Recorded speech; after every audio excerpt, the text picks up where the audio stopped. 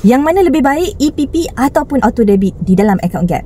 Okey, katakan setiap bulan ada bajet sekitar RM500. Dengan bajet ni, anda nak pilih buat simpanan secara auto debit dalam account Gap ataupun EPP 10 gram.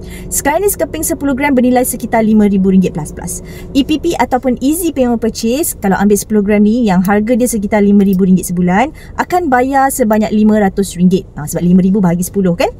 Tapi kalau ambil EPP 6, RM5,000 ni kita bahagi dengan 6 bulan. Okey. So untuk contoh kali ni saya akan ambil EPP 10, jadi RM500 setiap bulan. Okey, kalau kita ambil EPP 10, kita berpeluang untuk beli emas pada masa depan dengan harga hari ini.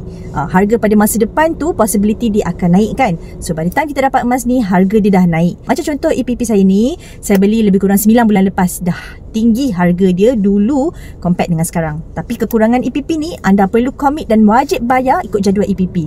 Wajib follow, otherwise order akan dibatalkan sebab ada late payment dan akan ada penalty yang akan dikenakan terhadap late payment tadi tu. Dalam order kena cancel dan juga ada penalty. So penalty adalah sebanyak 10%.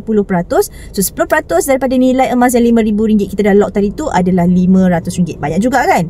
Jadi EPP ni sesuai untuk orang yang betul-betul boleh commit bayar ikut jadual bayaran tiap-tiap bulan. Kalau dia memang ada allocation untuk buat bayaran tu setiap bulan dan dia ambil lah EPP ni. Ada orang dia memang suka buat EPP ni sebab dia ibarat buat komitmen macam bayar loan kereta, rumah semua tu. Kalau dia tak paksa diri dia, tak jadilah simpanan ni katanya. Okey, kalau rasa tak boleh dengan kaedah EPP ni, buat sahaja auto debit dalam account Gap. Masih boleh nak disiplinkan diri buat simpanan tiap-tiap bulan sebab auto debit ni kan dia akan potong tiap-tiap bulan tu ikut amount yang kita dah setkan daripada account bank kita tu. Tapi auto debit account Gap ni dia tak segarang EPP tu. Kalau tak berjaya tolak juga, tak apa, dia akan skip. Next month dia akan cuba buat potongan tu lagi. Antara EPP dengan auto debit ni saya rasa dia lebih peace of mind. Cara set auto debit ni sangat-sangat simple. Tekan je dekat top up dalam apps tu, pilih payment mode auto debit. Masukkan amount, katakan tadi bajet sekitar RM500 kan, letak RM500. Boleh buat serendah RM100. Tapi kalau account junior boleh buat serendah RM50.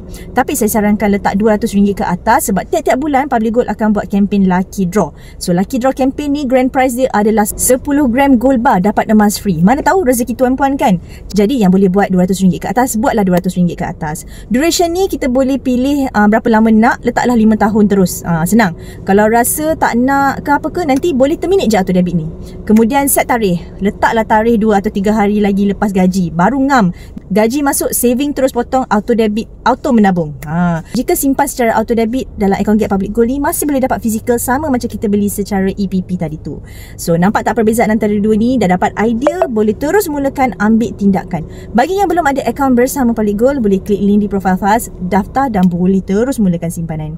Yang belum follow dan nak belajar lagi tentang ilmu simpanan emas, boleh follow Faz rapat-rapat. I'll see you in my next video. Bye!